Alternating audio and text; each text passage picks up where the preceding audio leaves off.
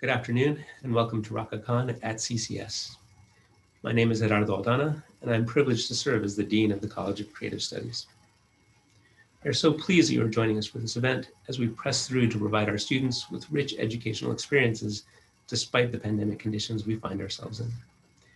This event provides us the opportunity to reflect on the fact that although so much of our work is done in the studio, in the lab, in the library, or in the field, there's also much of the creation of knowledge beyond these spaces.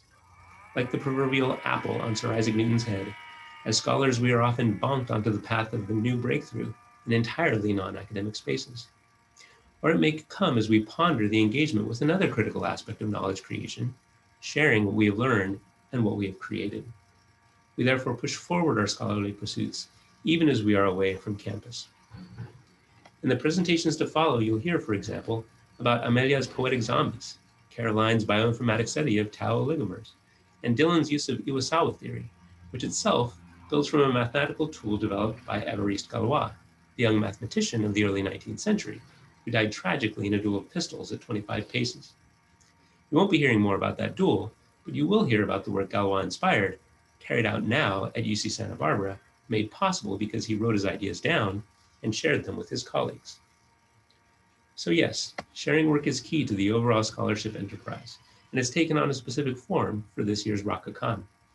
For this virtual conference, we've adopted the undergraduate slam format, in which our presenters have only 3 minutes to share the key elements of their work, be it creative or laboratory trial-based. These will be fast, and you will undoubtedly have questions, but we are prepared for that. We've enabled the chat feature on this premiere, so you can comment or question as the presentations are running. For more involved discussions, most, if not all, of our presenters will also be participating in the poster session immediately following the SLAM session. Please join us for that, to visit with each other, but also to meet with the presenters of posters who may not have presented in our SLAM presentations. Okay, now before we get started, I absolutely must recognize and thank those who have made these presentations possible. Much of the work you'll hear about resulted from our CCS students who were on fellowships supported by donations to our Create Fund. We are grateful to our donor support and our faculty and staff who do so much behind the scenes. Thank you again, and we hope you enjoy these student voices of Raca Con.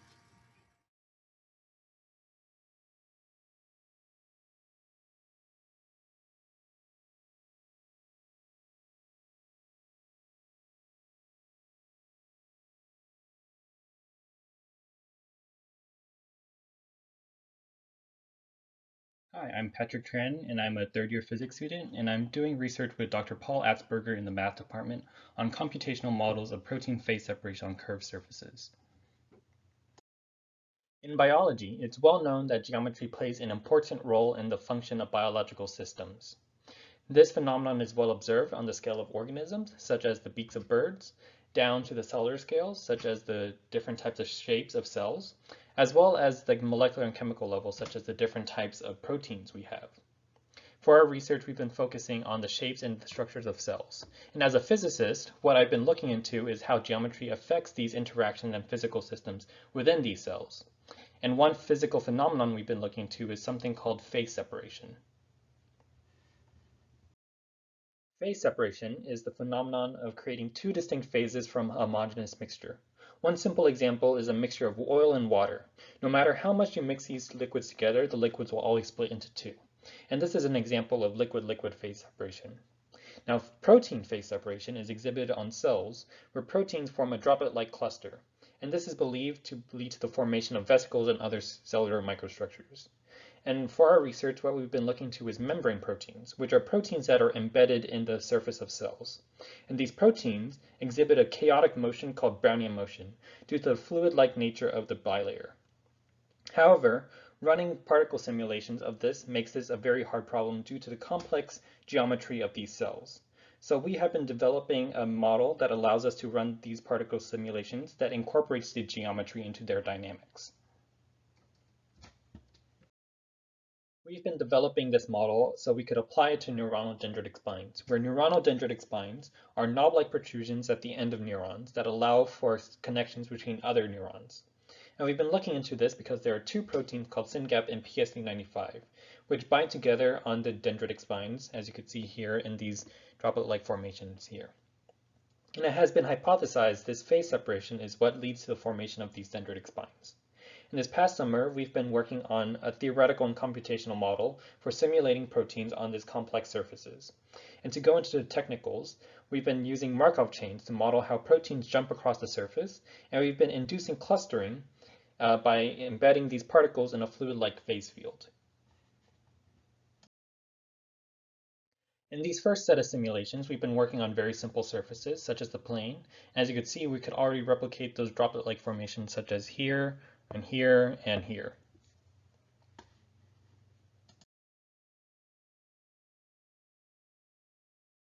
And due to the flexibility of our simulations, we can model this on many different surfaces, such as the cylinder and the sphere. And in the future, we will be looking into more complex surfaces, such as a dendritic spine model, and we'll be analyzing these simulations, such as looking into clustering numbers and the size, and hopefully lead us to a better understanding of protein dynamics in neuronal dendritic spines.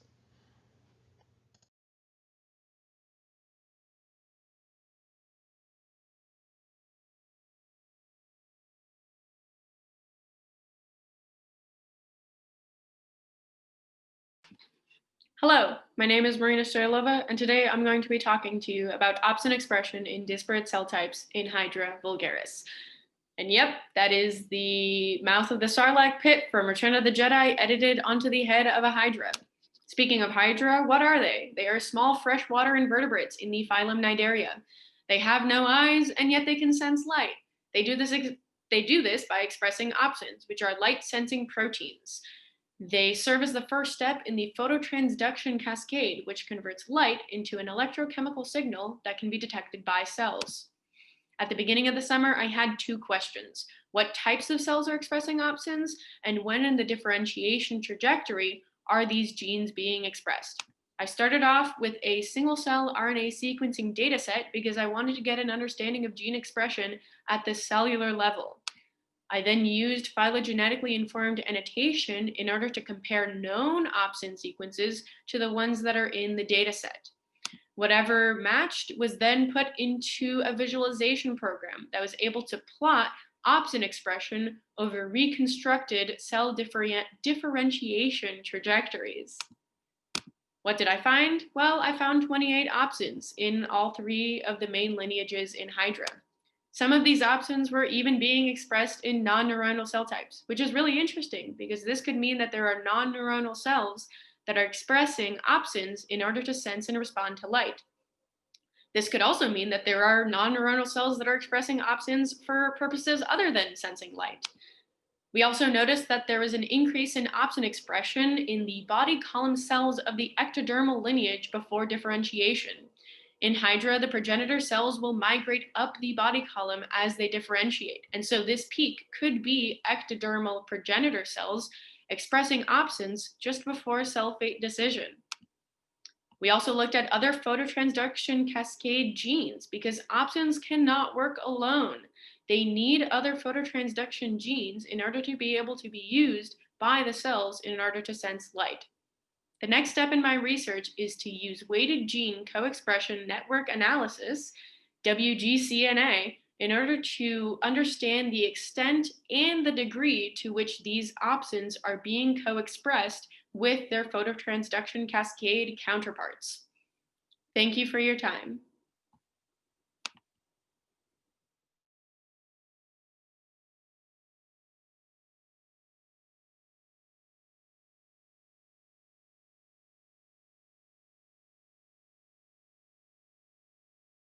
Hi, my name is Daniel Apsley, and today I'm going to be talking about how we can apply sheaf theory and sheaf cohomology to simplify a lot of classical problems in differential geometry. So first of all, the Darnell theorem is a famous theorem which associates the Darnell cohomology group with the singular cohomology group of a manifold. And this isomorphism is given explicitly by the map which sends differential forms to the integral of those forms as viewed as a map from simplexes to the real numbers, given by the integral over those simplexes. And this map is indeed an isomorphism, and the bulk of the proof is proving that this map is an isomorphism. But since this is a purely homological statement, it does help to explore a little more of the homological theory behind the theorem. So in doing this, it helps to work with sheaves rather than vector spaces as done up here. So the Durand cohomology group of a manifold can naturally be viewed as the sheaf cohomology of the sheaf of constant stock R, where R is the set of real numbers. And this is equal to the derived functor of the global section's functor of R. And this is due to the fact that the space or the sheaf of differential forms forms an acyclic resolution of the sheaf of constant stock R. And similarly, if we have a complex vector bundle, this gives a natural sheaf of holomorphic sections, and we have another resolution of that sheaf, which gives another natural way of interpreting the homology group, or the cohomology group. An important theorem in proving the Durand theorem through this method is that if M is a locally contractible space, then there's a canonical isomorphism between the singular cohomology group over some commutative ring G and the sheaf cohomology group over the sheaf of constant stock G. And in particular, if G is R, then this gives the Durand theorem, because that would say that the singular cohomology group over R is isomorphic to the cohomology group over R, which, as discussed before, is isomorphic to the Durand cohomology group of M. And another advantage of this method is that it gives a simple and combinatorial way of calculating cohomology groups over several different sheaves. And this is done through what is called Sheck cohomology. And this is done by declaring an open cover indexed by a set I and considering intersections of countable subsets of that open cover. And if the cohomology group of every such intersection over a countable subset is 0, or of a finite subset is 0, then the cohomology group and the Sheck cohomology group are indeed isomorphic. And since U can be any open cover, this gives a lot of nice simple ways to calculate cohomology groups which might otherwise be very exotic. So in conclusion, I think that sheaf theory is a convenient way of simplifying a lot of problems in topology and differential geometry.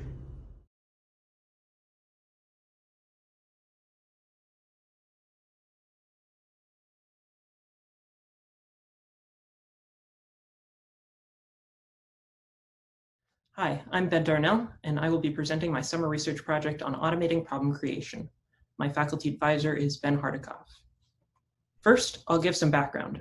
All CS students are required to take CS 138, a course on formal languages and automata.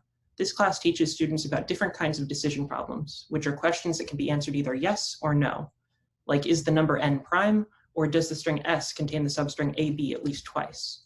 In this class, students construct automata, or mathematical models, which calculate the answer to a decision problem.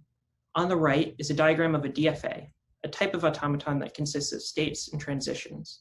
My goal was to devise a way of creating DFA construction problems automatically. So why do we need to generate problems? Instructors for this course often use problems taken from a small set of textbooks. This has many downsides, since it takes time for instructors to produce good problems, and is easy for students to find solutions online. A program that automatically generates problems would save the instructor's time and energy, and having many unique problems would make cheating much more difficult. Eventually, these problems could be generated on the fly to meet the needs of individual students. Generating these problems comes with a set of challenges. I would need a way to represent problems that remains consistent with the problem's internal logic and has a meaningful manner of expression. A successfully generated set of problems would ideally meet the following 5 criteria. The description must represent a regular language for there to be a solution. The problems should be unique from one another. The generator should be able to target a level of difficulty. The problem should be reasonable or not poorly conceived or tedious for students to solve. It must also have a faithful and comprehensible natural language description. My approach was to use ideas from fuzzing to generate syntax trees. The problems are represented in Mosel, which is a language for second-order logic. Each node is randomly created from a list of valid options defined using a set of rules and context-based constraints. Any expression in Mosel is guaranteed to be regular, and I could use a pre-existing tool called Moda to convert the expressions into DFAs. The randomly generated problems are analyzed and given difficulty and reasonability scores, and using their Mosel syntax, inductively converted into their natural language descriptions. The images on the right represents the program's flow, first generating the syntax tree, then converting to a description, and then finding the DFA solution. I was able to use these ideas to create a command line tool that generates a set number of problems in a given difficulty range. The output it produces is of comparable quality to problems found in the textbook. In the future, I would like to adapt these concepts to generate related types of problems. I also plan on conducting user studies to determine whether the generated problems behave well in practice. I'd like to thank the Computer Science Endowment for funding my research and my advisor, Ben Hardikoff, for his guidance and support. Thank you.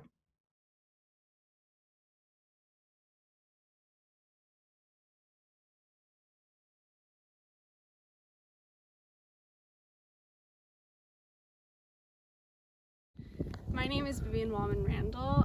I'm a CCS creative writing and literature major, and I'm a third year.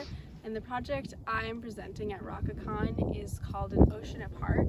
It is a project that mainly centers around a creative novel. It's a two-part narrative.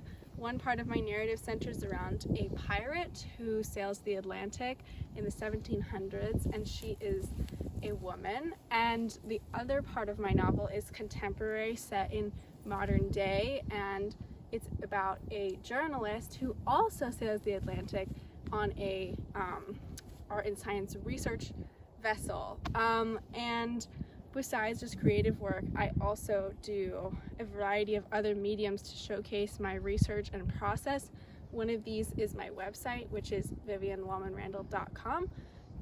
And on there I have my blog, I have things about my process, I have my journal notes, and I just try to show really a development of process and the evolution of the project. I do a lot of creative writing, obviously, that is a huge part of this project.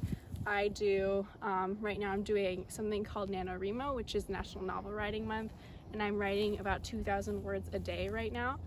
So just right now I'm in a really intensive creative writing phase, but in the past I've done more research oriented. So I've done two facets of research. The first is historical research. So since I'm writing about a pirate, I'm writing about the early 1700s. Obviously I need to have some sort of grasp, ideally a big grasp, of what life was like in the 1700s, especially in terms of seafaring. So I've done a lot of work on that, just reading through a lot of books, reading through journal articles.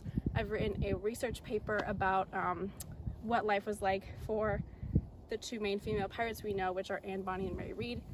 The other side of my research is stylistic. So since I'm writing a novel, I need to saturate myself in novels and other forms of creative writing.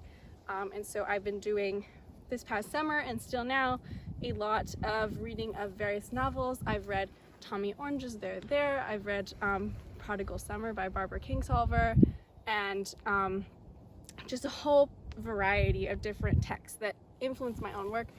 And I showcase these two forms of research through my annotated bibliographies, which I also link on my website. And this whole project has been under the guidance of my mentor, Allison Williams, who's a lecturer in the writing department. Her input has been hugely influential to my work, and she has really guided me in choosing novels, showing me different opportunities like the Ceph Research Fund, which has led me to do Raca Con and things like that. So huge thanks to her, and overall this has been a really great experience, and that's my project.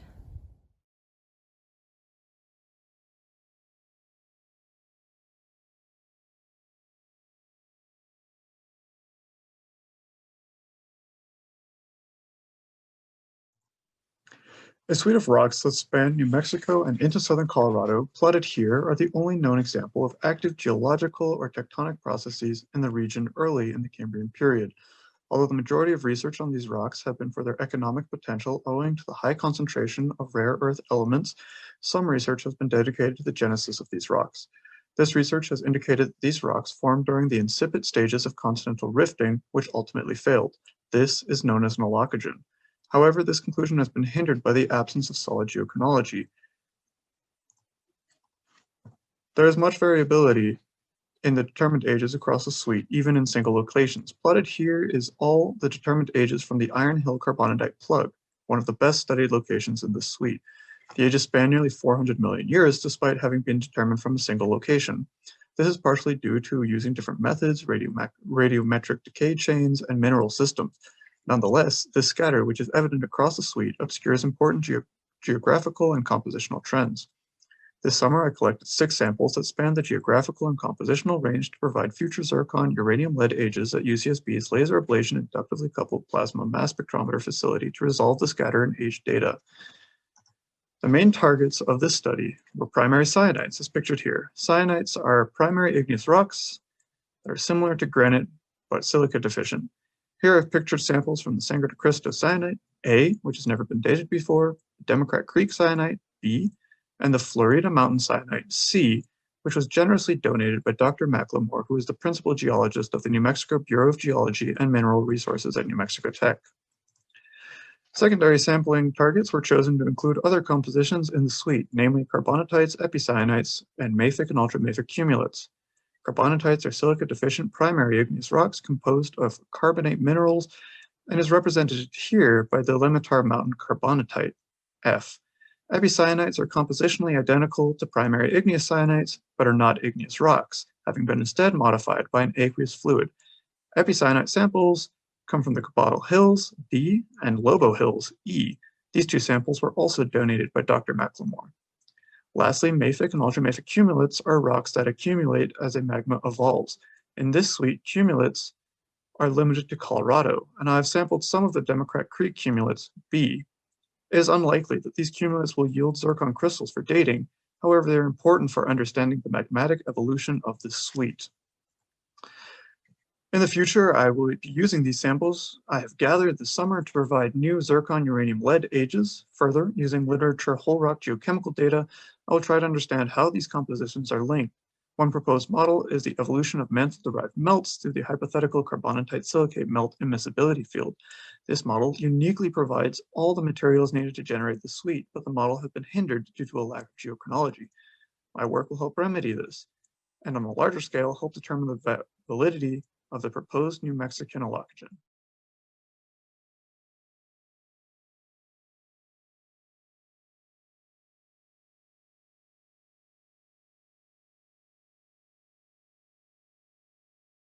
Hi, my name is Luke Sellers, and welcome to my talk on numerical methods for the quantum many-body problem for Raca Con 2020. So the many-body problem amounts to just like any other quantum problem in that it involves solving the Schrodinger equation for the system's wave function by way of the Hamiltonian. Now, in order to get analytical solutions, we would want each of these terms to involve only one coordinate variable. However, if we look at the electron-electron interaction terms here, we can see that these denominators involve the coordinates of 2 different electrons. So this is going to cause us trouble. So one way to simplify things is by looking at a picture with only one particle as opposed to n particles, and we can do this with the Hartree-Fock approximation. So the way this works is we replace that electron-electron interaction with that involving an averaged over charge distribution. So this reduces our complexity considerably. However, it also introduces the caveat that this density now depends on the electron wave functions themselves. So we run into a situation where the equation depends on its own solutions. So this causes a bit of a circular issue for us. However, we can handle it quite well if we implement a self-consistent solving algorithm where basically we guess what the solutions are, use those solutions to generate more solutions, and iterate through until we get something that converges. So the physical system that we studied using this algorithm was a collection of electrons in a box with a randomized nuclei distribution. So here plotted, we have the first few electron wave functions followed by the charge density, and finally the nuclei coordinates. So from these plots, we can conclude a few things. The first is that the electron wave functions are attracted towards the positive charge, as you might expect. Secondly is that the higher kinetic energy electrons, which are those with more oscillations, seem to get attracted less so than those with less kinetic energy. And finally, we see that as we increase either the number of nuclei or the charge of the nucleus, we see that our minimum number of oscillations or minimum kinetic energy seems to increase. So as a consequence, we would expect these systems to have a higher temperature than this one. So we see that Hartree-Fock is useful, but it is still only an approximate equation, and we might want something a bit more general. So one approach we can take is the finite element approach, which basically involves partitioning the solution space of our electron wave functions into n-dimensional geometric shapes. So one of the advantages of using such an approach is that it allows us more easily to set either the symmetry or anti-symmetry of our solutions, as can be seen here in these three anti-symmetric solutions. Now, it does introduce a fair amount of algorithmic complexity in that it is in general difficult to program n-dimensional shapes. However, we can circumvent this to a certain degree by using n-dimensional cubes. However, this does limit us to one physical dimension because the physical dimension is the dimension of the edge of our cubes. So our current outlook is to look at a way to generalize the idea of an edge of a cube to a higher dimensional surface.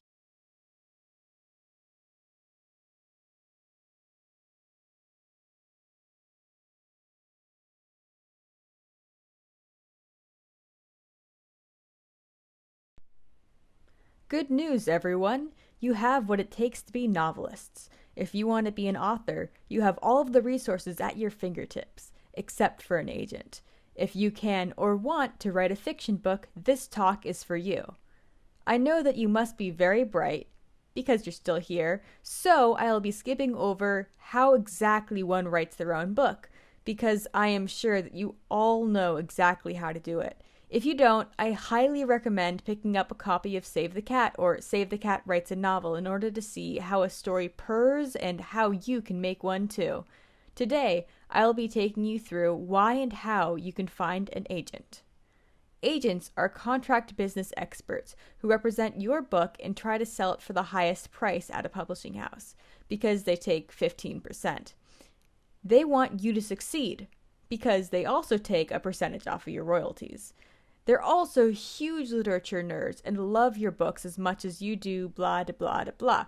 First off, not all agents are created equal. Here's how you can exploit that. We're going to go to Publishers Marketplace and get a membership. They're like $15 and you can cancel next month. Some fake agents want to fool you and take your money while doing nothing for you. This $15 is an investment in your future. You bought it? Great!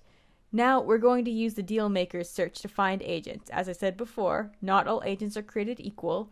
If you want to write science fiction, there are agents who specialize in that. If you want to write for a demographic like middle grade, there's a list for that. These are the top 100 agents for my desired category. Some of these have an agent page. The right agent is like the perfect fit between hand and glove. You want someone to make your science fiction debut famous? Well, the best science fiction debut agents in the industry are going to have their own wish lists too. We're going to take these names and go to Manuscript Wishlist to learn more about what the top agents are looking for. If you haven't written your book yet, you can use this research to help guide your novel. Maybe you notice a trend, like if everyone wants sweet friendships, and you can add them into your story too. You're going to want to research your desired agents thoroughly. The more that your work has in common with their tastes, and the more effectively you can communicate that sameness, the better chances you're going to have. Agents get tens of thousands of requests from wannabe novelists like us every year. When we contact an agent and send our query letter, we're going to want to grab our desired agent's attention and persuade them to read our sample, fall in love with our project, and ask to read more.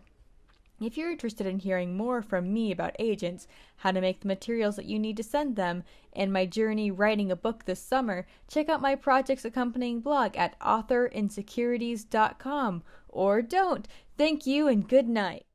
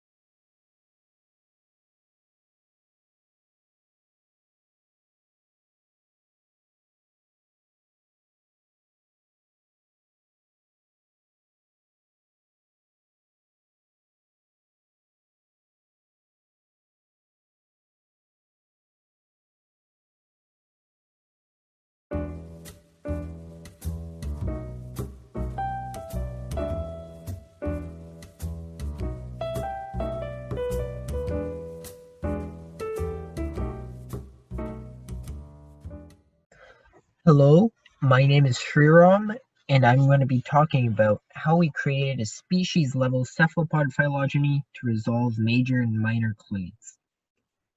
So let's start off by asking this question, how predictable is evolution? And to test this, we can ask, well, how many times does life repeat itself? Or in other words, how many times over does evolution give rise to specific traits? And we can construct a tree of life, or a phylogeny, to help us answer this question. And one such phylogeny is shown below, where you see a common ancestor branch off or evolve into many species over time. So we wanted to create a phylogeny of cephalopods, and this is probably a group that you're somewhat familiar with already. They include stuff like the octopus and squids, and the evolutionary relationships within cephalopods are currently very unclear, and this is mostly due to lack of genetic data and other complications. So there is a need for a well-resolved or accurate phylogeny of cephalopods to be constructed.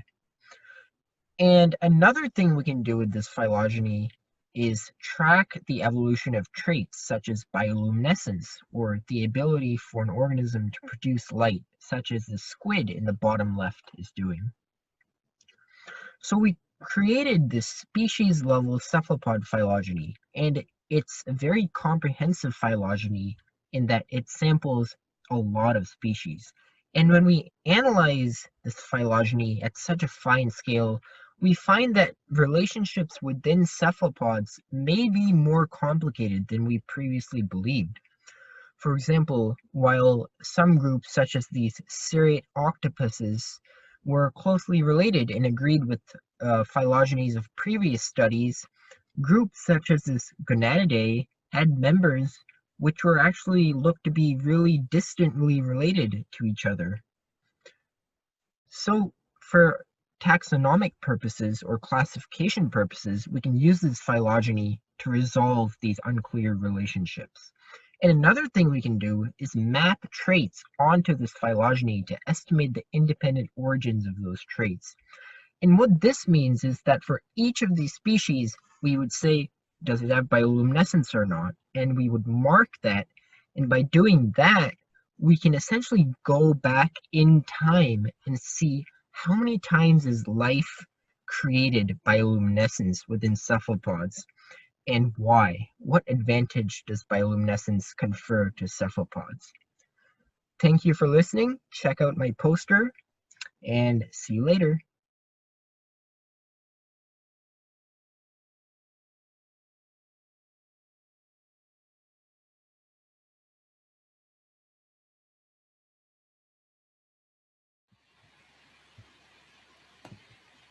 Okay, hello everybody. Welcome to my Raca Con presentation. My name is Richard Yan.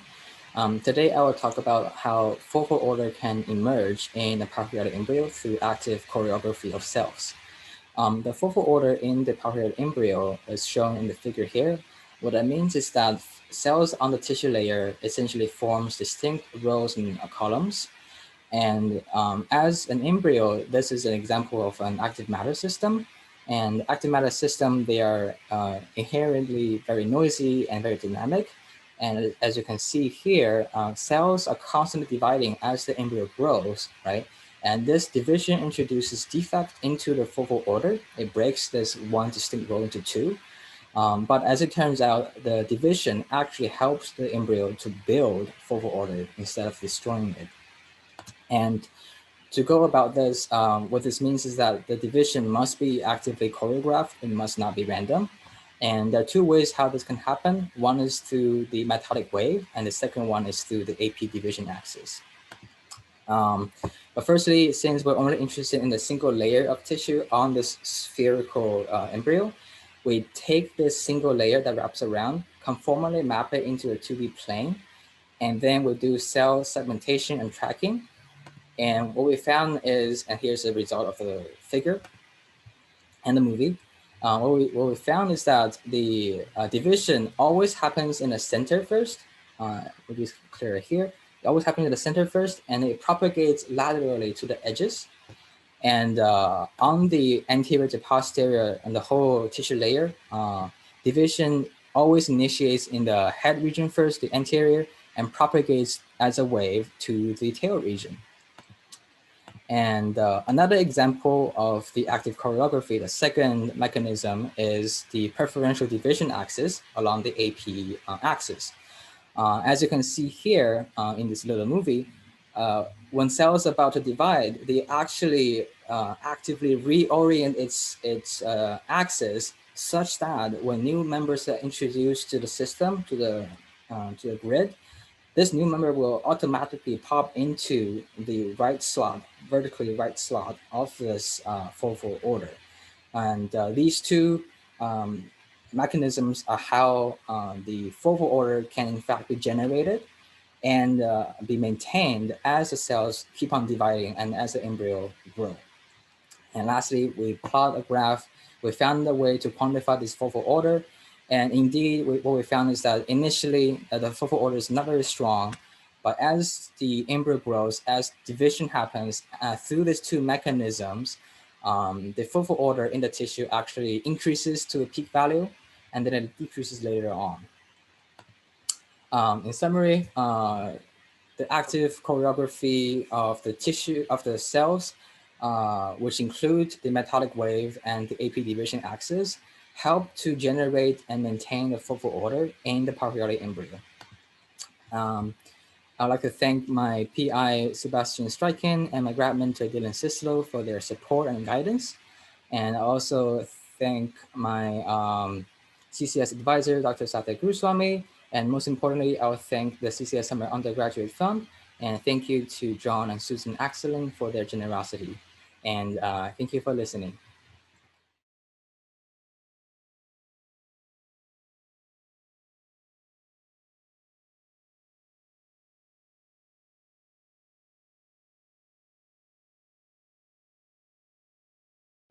So Alzheimer's dementia is a very common neurodegenerative disorder characterized by the accumulation of amyloid plaques and tau tangles in the brain. Tau tangles are large aggregates of the protein tau, and tau oligomers are basically smaller versions of tau tangles. Over the summer, I was working on a project with my mentor, Jenny Roche from Ken Kossik's lab, and we were trying to use bioinformatics to find a list of genes and pathways that have their expression altered due to the addition of tau oligomers in a culture of mouse brain tissue. And we were doing this because it's been shown that tau oligomers can cause neuron death, which would ultimately cause the neurodegeneration we see in Alzheimer's. However, while we know that tau oligomers can cause neuron death, we don't know the specific pathway or mechanism it goes through to get to this endpoint. And identifying those specific intermediate proteins and pathways is very important because you could end up identifying potential new targets for drugs that are either aiming to prevent the progression of Alzheimer's dementia or alleviate its symptoms. So the issue, though, is doing this whole analysis, especially remotely now due to COVID, is a bit complicated by the fact that we're dealing with signaling pathways. And here I'm showing you a map, a signaling pathway map using only upregulated genes from tau oligomer infected groups. Basically, you infect a mouse brain tissue culture with tau oligomers, and some genes will be expressed more. And those are called upregulated genes. So I got the list of upregulated genes, and these are the predicted signaling pathways those genes are a part of. And you can see it's very hard to look at because there's just so much stuff. Part of the reason there's so much stuff is that you have a big group over here that are just general immune responses. So not very helpful to us because they're not even like unique to tau oligomers. To make our analysis easier over the summer, what we try to do is filter out those redundant immune responses. To do that, we used previously collected RNA sequencing data from an experiment where members of Kossik's lab infected 6 different mouse brain tissue cultures with 6 different foreign molecules. We're going to focus on these 5. So over the summer, I looked at the RNA sequencing data and extracted a list of upregulated genes from the culture infected with tau oligomers and the 4 cultures infected with these 4 foreign molecules. I filtered out the redundant immune response by filtering out the repeat genes between these 2 lists. And I did this because the foreign molecules elicit general immune responses but do not cause neurodegeneration. So any of those repeat genes we would expect not to cause neurodegeneration. So with that simplified gene list, I got a list of genes especially upregulated by tau oligomers. And from analyzing that list, I found that a lot of genes were related to the immune response and oxidation, with specifically these pathways. So these would be good targets for further research. And some of them have already been linked to Alzheimer's. And here you can see a more general gene list that I got using Metascape.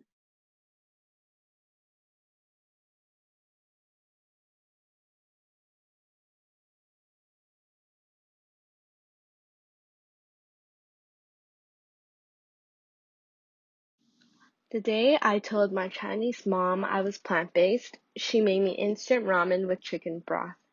I did not eat the ramen. 我吃素, I reminded her.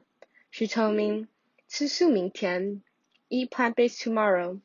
As the ramen grew cold, she told me I was wasteful, ungrateful, and that she would never cook for me again.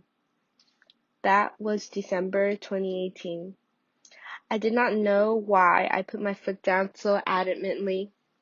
I thought I became plant-based for my parakeet, who preferred to eat on the same table, but he also would eat chicken.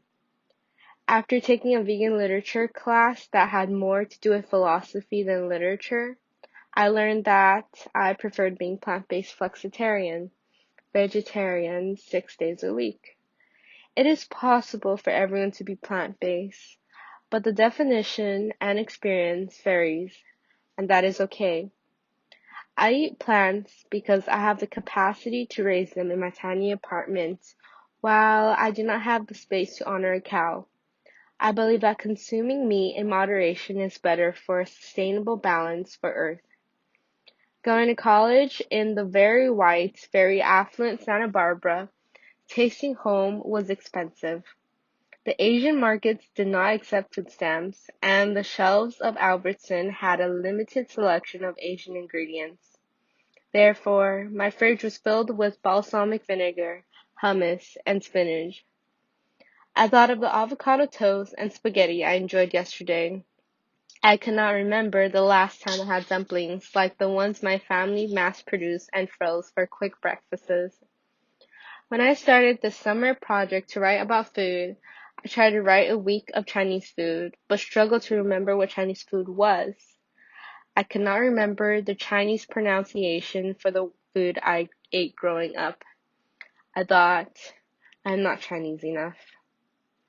Writing about food I ate growing up in a multicultural, multilingual Los Angeles made me realize being bilingual and bicultural is a unique and valid narrative to the plant-based world. The food writing world is mostly cookbooks and magazine articles.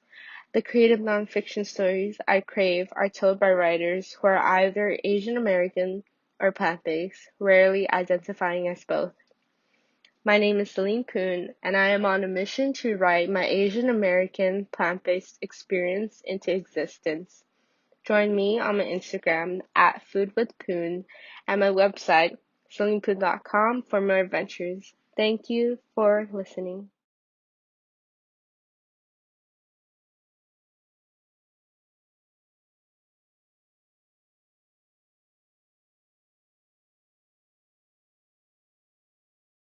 Hello, my name is Pierre Thibodeau, and today I will be presenting Imaging Galactic Nuclei, Adaptive Binning with the Weighted Voronoi Tessellation. So I did research this summer under Dr. Crystal Martin, and our group is very concerned with the early universe. Of particular interest is reionization. The universe used to be filled with cool, dark, neutral gas, and then around 13 billion years ago, the universe became entirely ionized. We believe that the earliest universes ionized the regions around them and leaked ionizing radiation into the intergalactic medium, then reionizing the entire universe. To understand more about this, we study dwarf galaxies, which are very similar to the early galaxies that would have caused this. Specifically, we want to look at the edges of the nebulae surrounding these galaxies to see how they interact, to see how their ionization interacts with the intergalactic medium. Because these can be very dim and thus very noisy, we want to systematically increase the signal to noise of these regions. We do so by a process of adaptive binning, using the signal and variances of our images in order to guide our binning. So we use a weighted Voronoi tessellation, which we can define from a set of generators and scale lengths. From those bins that we create, we can generate new scale lengths and new generators, and then generate a new weighted Voronoi tessellation, iterating until we converge towards a stable configuration that optimizes the signal to noise in our image. So in order to understand this process better, we've been testing it using simulated data, particularly data with edges, because we want to investigate how the algorithm reacts to a break in flux. So here you can see a simulated image with an edge that we've been to target signal noise of 3 and 10. You can see for 3, the edge is pretty well maintained, but for 10, it becomes raggedy and is much less than we would expect it to be. And you can see that even though the red here on this plot raises the signal to noise of the image from the blue, the unbinned, it causes us to see this premature edge. And this is because the impoverished regions on the outside simply cannot muster enough signal to noise to meet our minimum signal to noise. So they take from the center, creating a false signal to noise edge. And this problem persists in real data because we don't know what the nebulas are supposed to look like. We have a difficult time distinguishing actual edges from false signal to noise edges. However, we have begun to get insight into some of our nebulae. For example, this one that I showed you earlier, in binning it, we see that the flux extends all the way out to the edge of the image, even when we bin it, suggesting that this is not noise, this is real flux, and that this is an edgeless nebula. And on the top and the bottom, we can see particular locations that look like gaseous outflows that suggest regions where photons might have been emitted into the intergalactic medium, ionizing the universe.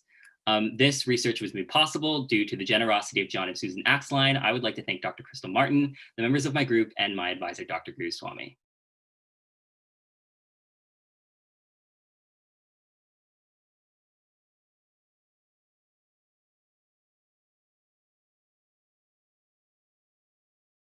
Hello everyone, thank you all for coming.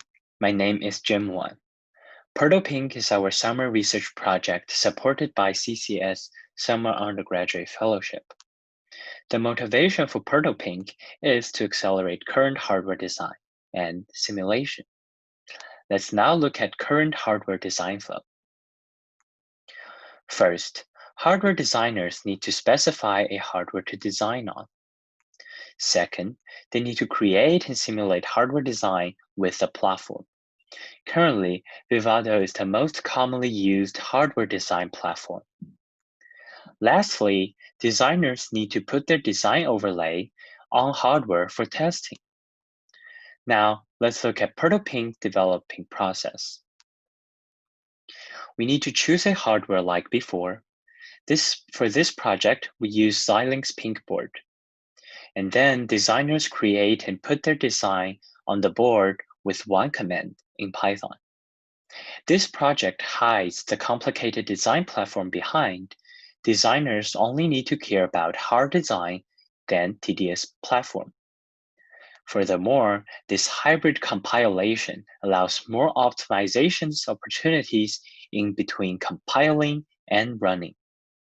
So, what is this automated design flow? First, the design data will be sent to server with socket connection.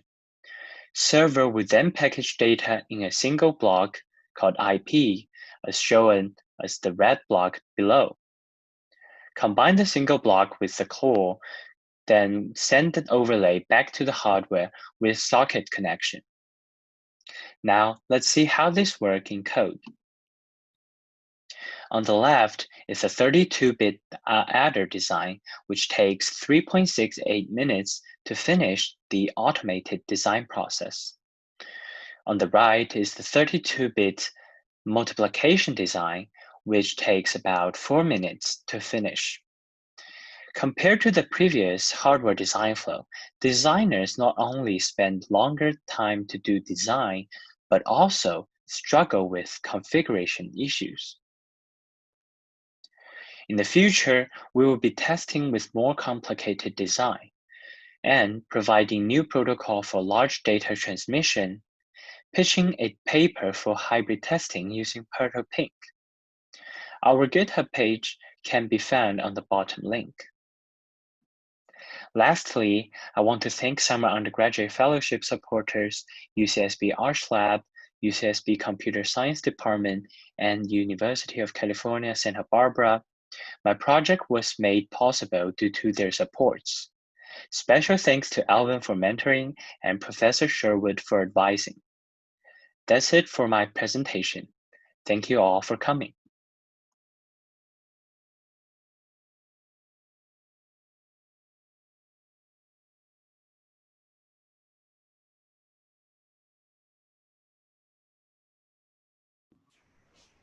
Hi all, my name is Dylan Adams, math student in the CCS, and I did my summer research in a subfield of what's called algebraic number theory called Iwasawa theory, named after Kenkichi Iwasawa. So first, what is algebraic number theory? Well, basically the idea is to take objects we know reasonably well or somewhat simple, say integers 1, 2, 3, 4, 5, rational numbers, take fractions of those integers, and now you can add, multiply them, divide them, and to abstract that to a higher level, think of objects that satisfy similar conditions between each other, because in algebra, what we really care about are the relations between the objects, not so much the objects themselves. So you'll see, and don't worry about any of it, in these notation and definitions area, there's all these explicit definitions and constructions of these objects, but frankly, none of that matters too much, at least not for the purposes of this and not on a higher level, in the sense that what we really care about are what's over here on the right side of this page. And again, don't worry about, it looks very complicated. It's not as bad as it looks, but what we really care about are these arrows, the maps between them, or the relations that they share. And so that's what my summer research was all about. Studying these Galois groups of what are called class field towers, or ZP extensions for the p-adic numbers, and looking at the relations between them. And so this field of Iwasawa theory started back in the late 50s, early 60s, and it is an attempt at marrying analytic and algebraic data and showing that they are actually one and the same. And these so-called Iwasawa conjectures are now being studied in trying to prove in a variety of settings. And the case of interest for my research was over an elliptic curve with good supersingular reduction at a prime p. And in particular, studying a recent paper by Antonio Le and Bharadwaj Palavanan, which also relates to a few other recent papers. And our main research objective was to extend their results and just make a slight generalization from a rank 1 case to a rank 2 case. And to do so, we applied a functor, namely the exterior power or wedge square functor, to take them from the rank 2 case to the rank 1 case, so that we took them to a setting we better understood. And that is the main idea of it. Thank you for listening.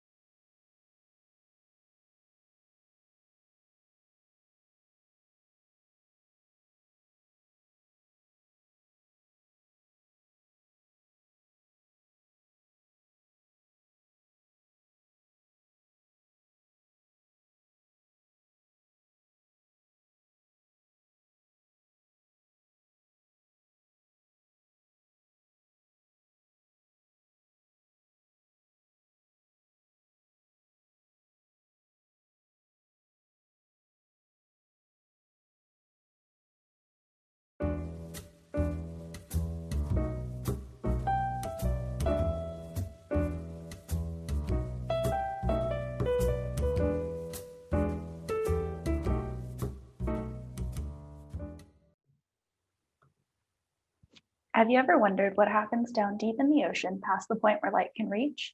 Every day, billions and billions of microbes are hard at work, performing chemical processes whose effects impact the entire globe. Nitride oxidizing bacteria, which we also refer to as NOB, are among these mysterious microscopic organisms, and their ability to synthesize nutrients like vitamin B12 can teach us more about exactly what deep ocean life looks like for a microbe. We'll get started with a little bit of information about NOB. They are important players in the global nitrogen cycle as they carry out the second step of nitrification by oxidizing nitrite, NO2-, to nitrate, NO3-. The most common phylum of marine NOB is called Nitrospina, and other researchers have previously suggested that this phylum is represented by two major clades. We'll call these primary clades Clade 1 and Clade 2. Of all the species in the phylum, only one, Nitrospina gracilis, has ever been kept in a pure culture, meaning that laboratory experiments with different strains of these microbes are often difficult. However, it is still possible to analyze the single amplified genomes and metagenome assembled genomes of uncultured Nitrospina from the ocean, as other researchers have previously collected and publicly distributed the genomic sequences.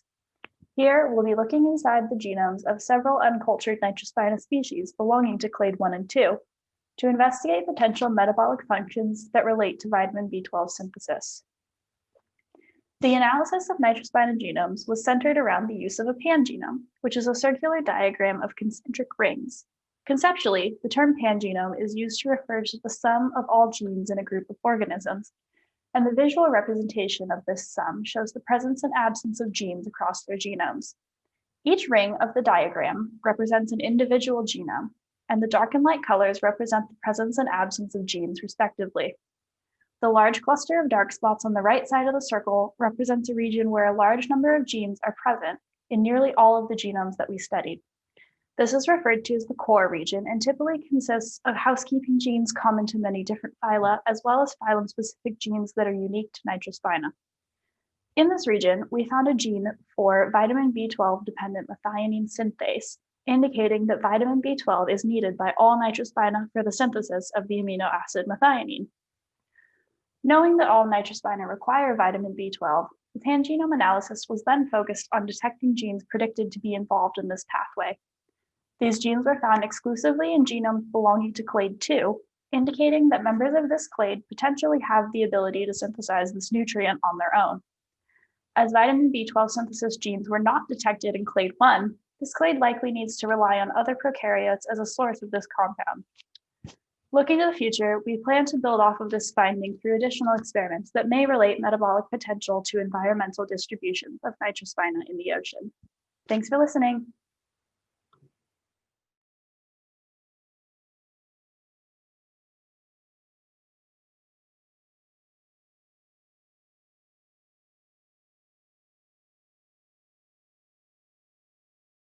Hi, my name is Amelia Rodriguez. I'm a fourth-year writing and literature major, and I write poems. This is one of them. It's called Selkie. How easily you make all stories true and untrue. It is a way and a reason you love me. The past is merely water dried off of us. You know all about self-peeling. I mend the split in your pelt while firelight echoes on your eyebrows, feeling your skin's animal slickness under the benevolent needle. You swear for you it's painless, but when the flesh pops at the press of the metal point, your wince causes some shifting of the light. And the tear aligns with the scar on your back, the one you say is not a scar at all, just a brush with the moran. A selkie is a mythical creature. It's like a seal that can shed their skin and become human. I'm very interested in creatures and monsters. This next poem is called The Zombie Visits Their Own Grave, and the first line is after Mary Oliver. I thought the earth remembered me. How wrong I was, how she refused my return to the bed she'd made for me. If you go, she must have said, don't bother coming back. What a generous dismissal. A half-life is perhaps better than no life. Still I can breathe the warm rot of leaves driving a painless rising. See the worms make a gentle mockery of the way I emerged. How strange to be an not always attached to usual or holy. In the time before, I was a different fearful thing. Now even the fruits of her elude me, a creature who subsists on splitting open, or by doing my best to approximate having never known her at all. My last poem is called Reach. I would know you anywhere, you with your cheeks full of flame. I put my fingers in, they come out burned. When I was young, my mother asked restaurant servers to snuff candles on tables. My chubby hand was always reaching, longing to fold the light in my palm. Anyone could do it. Why, just that morning, I thought, I'd lifted my arm above me. I'd made a fist and gripped the sun. Thank you.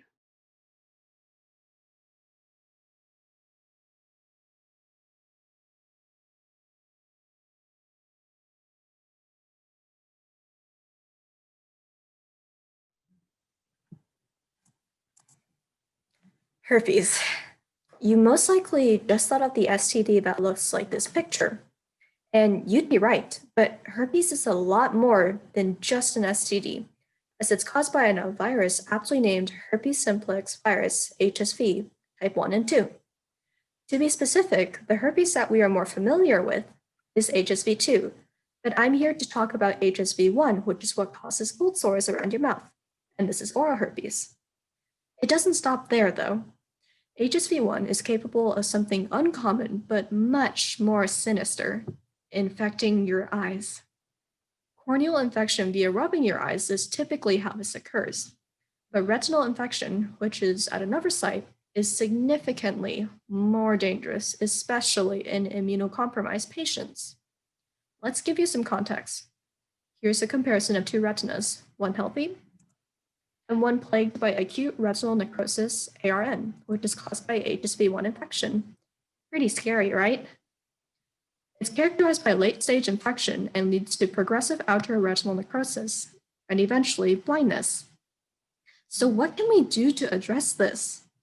Preliminary data from our lab has indicated that molar glial cells, which are right here in the retina, and these may be resistant against HSV1. So that's where our retinal organoids come in. So why do we bother using these? Well, previous models of HSV1 retinal infection use 2D or mice-derived cells, which in the short term is fine, as we do share genetic similarities with mice. But ultimately, there still are significant physiological differences between us. For example, mice are nocturnal animals, and thus may have a different compositions of cells in the retina in comparison to us. Therefore, it is essential for us to use a model that is much more representative of the human eye. Retinal organoids accomplish this as they are highly structured, three-dimensional assemblies, and most importantly, closely model the physiology of a human eye. We hope to use this new model of infection to answer some of our questions regarding glial cells. Our goal is to determine the efficacy of these molar glial cells against HSV1 infection. In order to do that, we need to answer these questions. How can we differentiate and extract cell types within RO tissue? As a follow-up, is there anything this model can do to shed light on the immune reactions each specific cell type stimulates in response to HSV1 infection? To answer these questions, we chose to use single-cell RNA sequencing and various software to analyze individual cell data, as this allows us to get a profile of an individual cell within a population, as you see on the left, and then eventually, based on similarities, sort them into a graph that you might see on the right. The work we are doing is quite new, but the implications and potential it has for treating such a widespread disease are immense. Thank you.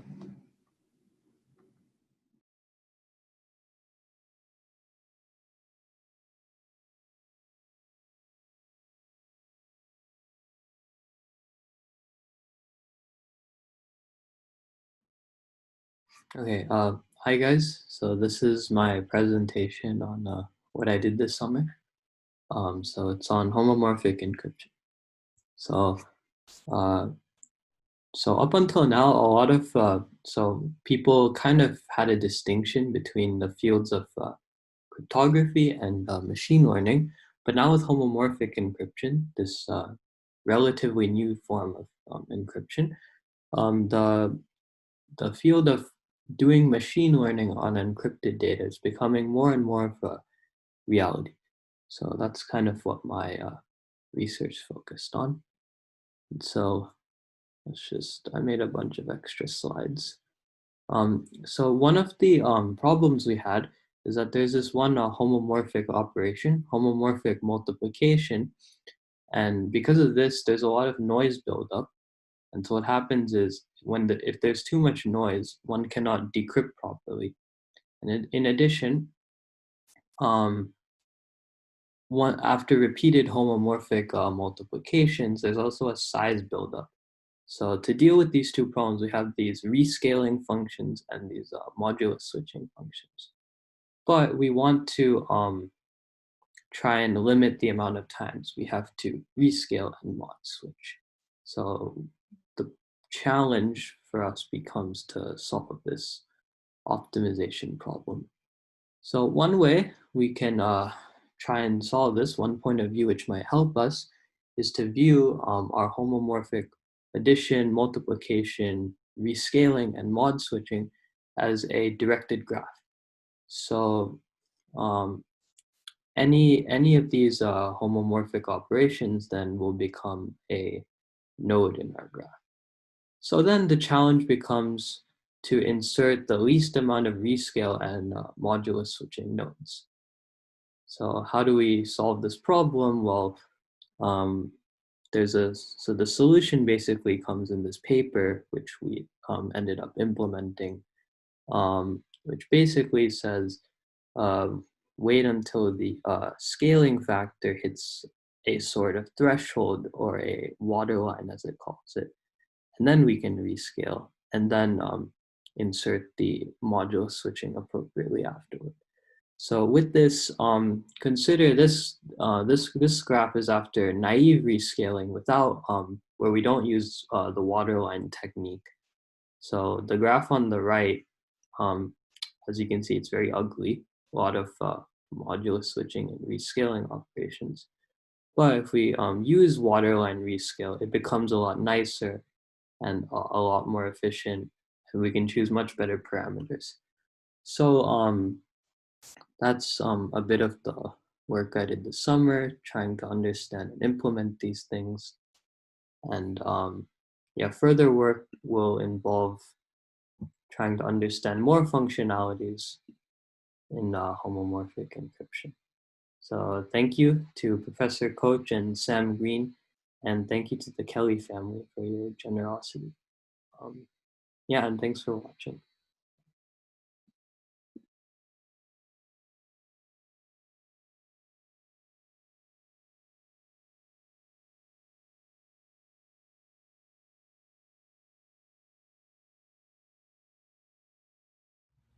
Hi, my name is Harish. I am a fourth year physics and CS major. I worked this summer on research in AL methods, a type of hydrodynamics code for simulating fluid flow at Lawrence Livermore National Laboratory.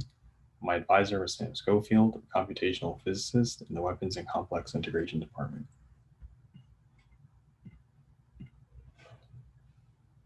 So AL methods, short for arbitrary Lagrangian Eulerian methods, are a type of method for simulating fluid flow, for example, water or air. And specifically, AL methods have applications in inertial confinement fusion, where nuclear fusion reactions are initiated by heating and compressing a fuel target, which is useful for the lab. So what is an AL method? So what sets an AL method apart from other fluid dynamics methods is that in this method, your computational grid or mesh that you use to model the fluid moves with it.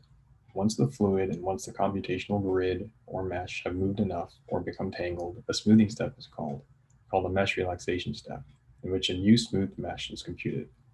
So all you're doing is you're letting your grid move with the fluid, at which point if it becomes tangled, a mesh relaxation step is called, and this particular step was the focus of my research. So one of the ways we can do mesh relaxation, again, mesh relaxation is just a step in this AL algorithm, is modified equipotential smoothing. In modified equipotential smoothing, you feed in weights in a region-dependent way so that higher weights lead to a concentration of mesh resolution. So some common ways we can weight meshes is if there's a pressure jump, a certain region is shocked up, or based on material type. And so as an example, here we have a 2D modified equipotential relaxer run. And what we can see exactly is how feeding in weights with a higher concentration in a certain region can reshape and smooth the mesh over time. So we see a circular region being given a higher concentration than the region around it. After a certain number of cycles, we see how our mesh is concentrated our resolution towards that center. So now with this context, the motivation for my research was, can we use the modified equipotential smoother to sort of do two things at once? Smooth our mesh where we need to while making sure we maintain mesh robustness, and also concentrate mesh resolution in regions where we need it, i.e. regions of higher error. So the reason this could be very useful is because very little work has been done on how we can strategically relax our mesh so that we're smoothing the mesh in regions where we expect lots of tangling, let's say regions of higher density, regions of pressure shocks, but also looking at error in a systematic way. So I worked on this summer with my mentor, Sam. We got some interesting results on the feasibility of this method. One result we found is depending on how you map your error to your weights, you can get different behavior with how your mesh looks at the end of your run. We also found that this sort of method is less problem dependent because we are choosing our weights, and we are trying to minimize error rather than weighting based on heuristics, which is the common type of mesh relaxation strategy. So that is my talk. Thank you for listening.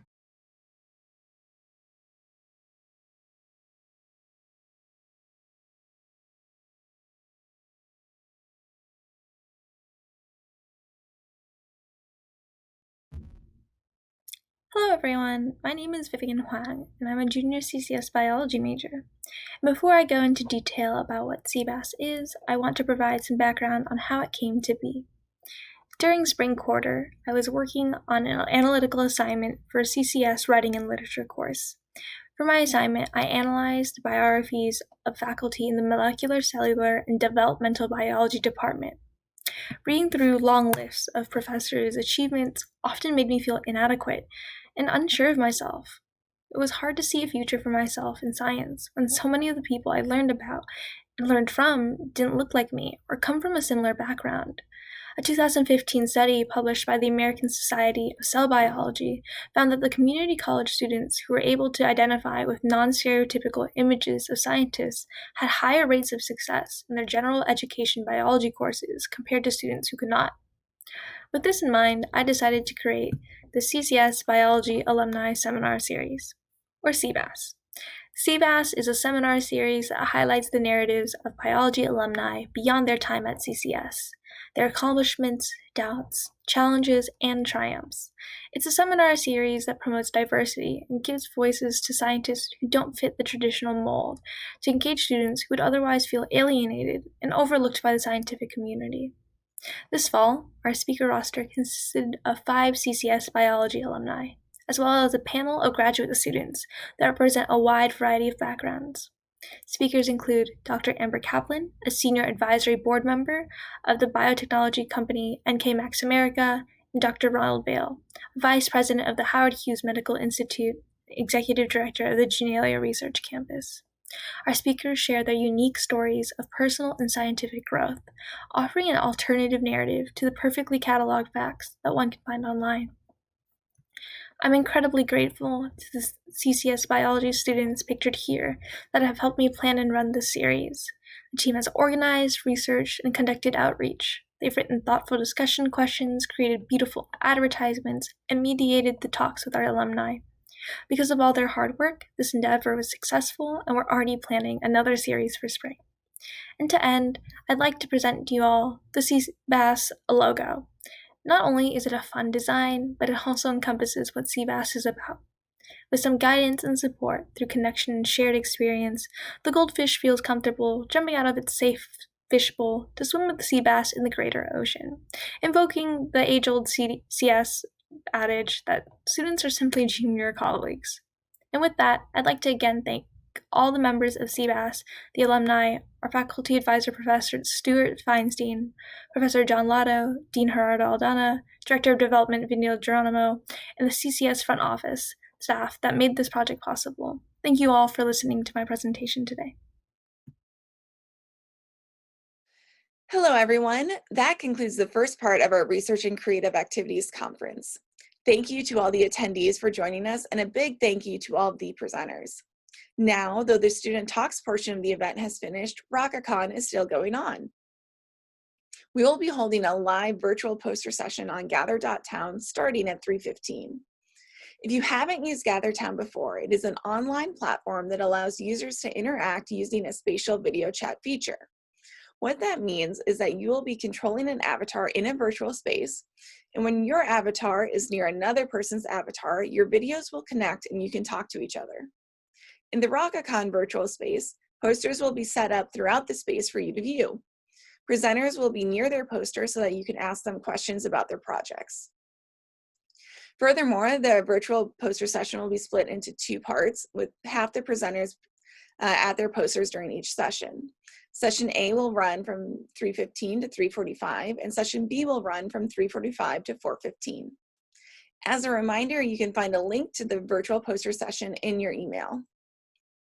I also want to mention that if you'd like to rewatch any of these presentations, you can find them on the RacaCon website. And with that, I just want to say that I hope you enjoy your break, and all of us are looking forward to seeing you during the virtual poster session.